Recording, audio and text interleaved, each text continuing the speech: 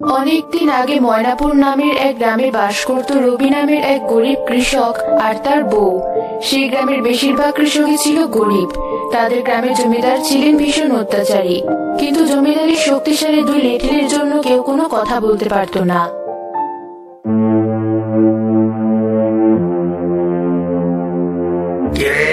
তোরা দাঁড়িয়ে আছিস যে, এই ফসলগুলো নিয়ে চল। বাবু, সবগুলো কি নেবেন? তাই কি নেওয়া যায় বল? আমার হলো দয়ার শরীর, আমি এতটা নিষ্ঠুর হতে পারি না। ওরা ভুল করে আমার জমিতে চাষ না হয় করেই ফেলেছে, তাই বলে কি আর আমি সব নিয়ে যাব? ওদের জন্য এখান থেকে কিছু রেখে বাকিগুলো নিয়ে চল। জমিদার বাবু, কি বলছেন এসব? আপনার জমিতে চাষ করেছি মানে? আমি তো আপনার কোনো জমিতে চাষ করিনি, আমি আমার জমিতে চাষ করেছি। আপনি কেন আমার ফসল নেবেন? শোনো ছেলের কথা, এই জমি আমার, তুমি বলে গেছো। তোমার কি আর অত জমি আছে বাবু? যাই হোক, তুমি আমার জমিতে চাষ যখন করেছই, আমি কিছু মনে করিনি। আমি তোমাদের জমিদার, আমি রাগ করলে কি আর চলবে? তাই তোমাকে আমি কিছু দিয়ে বাকিগুলো নিয়ে যাচ্ছি, কিন্তু এরপরও যদি তুমি আমার সাথে ঝামেলা করো, তবে আমার লেটেল তো রয়েছে। রবি আর একটি কথাও বলতে পারলো না, অশ্রুভেজা চোখে দাঁড়িয়ে রইল। জমিদার আর তার লেঠেল দুজন ফসলগুলো নিয়ে চলে গেল। কষ্ট কষ্ট রবি, তুই তো সবই জানিস, এটা জমিদারের জন্য নতুন কিছু নয়। উনি সবার সাথে এমন করেন, দুঃখ পাস না ভাই, এটাই আমাদের ভাগ্য। কিন্তু আমার তো মাত্র ওটুকুই জমি, তাও জমিদার এমন করলো আমার সাথে। কি আর করবি বল? আর তাকে কিছু বলতে গেলে তো তার ওই দুই লেটেল আমাদের প্রাণে বাঁচতে দেবে না। তার থেকে যেটুকু পেয়েছিস তা নিয়ে বাড়ি যা। এই চলো সবাই যে যার কাজে।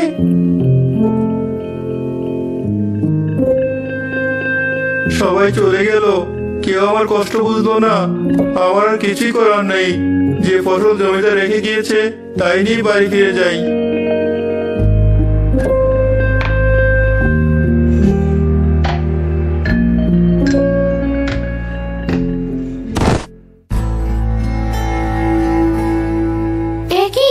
তুমি তো বলেছিলে এবারের ফসল খুব ভালো হয়েছে, সারা বছর আমাদের তা দিয়েই চলে যাবে।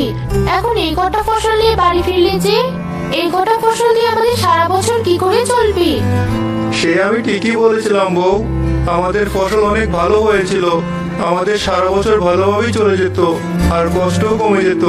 কিন্তু আমার অমর সোনার ফসল দেখেই তো জমিদার তার লোভ সামলাতে পারেনি। সে প্রতিবার অনেকের কাছ থেকে এভাবে মিথ্যা বলে ফসল তার দাবি করে, আর তার লেঠেলদের সাথে নিয়ে ফসল নিয়ে চলে যায়। এবার আমার জমির ফসল সবার থেকে ভালো হওয়ায় তার নজর পড়েছিল, তাই সে জোর করে আমার ফসল নিয়ে চলে গেছে। প্রতিবার কষ্ট করে আমরা বাকি সব কৃষকেরা জমি চাষ করি, কিন্তু চাষ শেষে ফসল তোলার সময় জমিদার সেগুলো তার বলে দাবি করে। তাহলে আমরা সারা বছর চলবো কি করে? সেটাই ভাবছি বউ, এবার আর এই ভরসা থাকা যাবে না।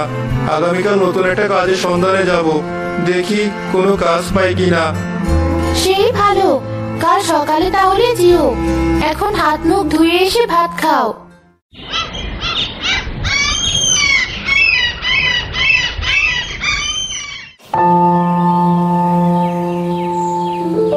সেই সকাল থেকে হেঁটে চলেছি, দুপুর গড়িয়ে বিকেল হতে চললো, শরীর আর চলছে না, আর তো হাঁটতেও পারছি না।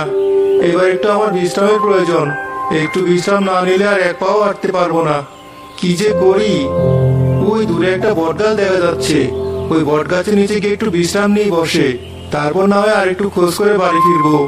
সকাল থেকে কম তো আর হাঁটলাম না, কিন্তু এখনো একটা কাজ জোগাড় করতে পারলাম না। হে আল্লাহ, আমাকে এ কেমন শাস্তি দিচ্ছেন আপনি?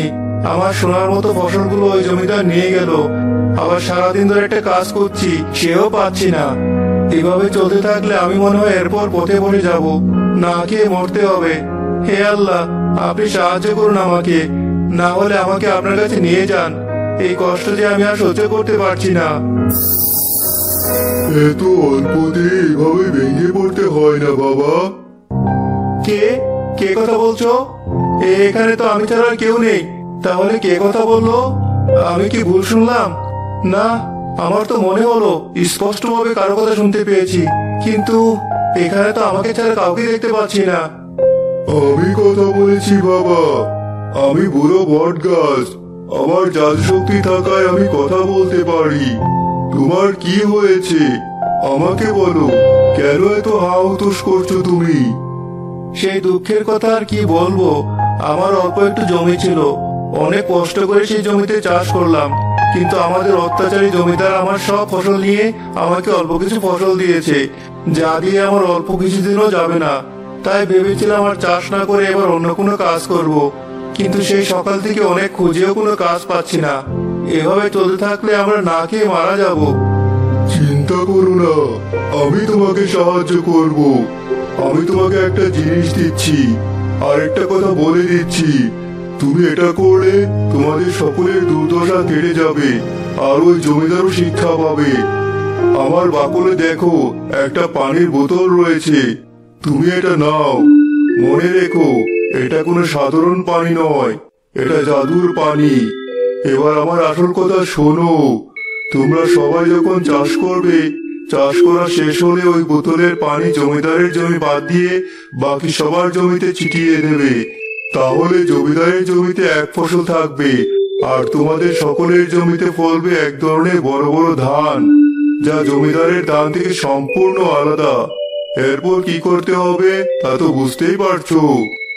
তোমাকে অনেক ধন্যবাদ বটগাছ, আমি তোমার উপকারের কথা কখনো ভুলবো না। তুমি শুধু আমার না, আমাদের গ্রামে সবার উপকার করলে, সবাইকে তুমি বিপদ মুক্ত করলে। তুমি ভালো থেকো বটগাছ, যা বলেছো আমি সেভাবেই কাজ করব। আমি তাহলে এবার আসি। রবি কিছুটা খুশি মনে বাড়ি ফিরে আসলো। কি হলো, তোমাকে দেখে তো অনেক খুশি মনে হচ্ছে। নতুন কোনো কাজ খুঁজে পেয়েছো? কি কাজ পেলে বলো আমাকে। না, কোনো কাজ খুঁজে পাইনি, তবে জমিদারকে সাহায্য করার জন্য উপায় পেয়েছি। এবার জমিদার বুঝবে কত ধানে কত চাল হয়। এতদিন সবাইকে অনেক জ্বালিয়েছে এই জমিদার, এবার ওনাকে আমি উচিত একটা শিক্ষা দেব। বলো কি, জমিদারকে সাহায্য করবে তুমি?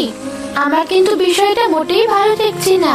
তুমি তো জানো উনি কেমন মানুষ, ওনার স্বার্থে আঘাত লাগলে কাউকে ছাড়বেন না উনি। আর এই গ্রামে কে আছে যে ওনার ওই দুই লেডিলের সাথে পেরিয়ে উঠবে? তুমি কিন্তু কোনো ঝামেলা করবে না, এই আমি বলে দিচ্ছি। তোমার কিছু হয়ে গেলে আমি কি করব? তুমি এত চিন্তা করো না, তেমন কিছুই হবে না, আর সময় হলে সব দেখতে পাবে। এবার আমি আসি, বাকি সবার সাথে কথা বলতে হবে, আর কাল থেকে আবার নতুন করে চাষ করা শুরু করে দিতে হবে।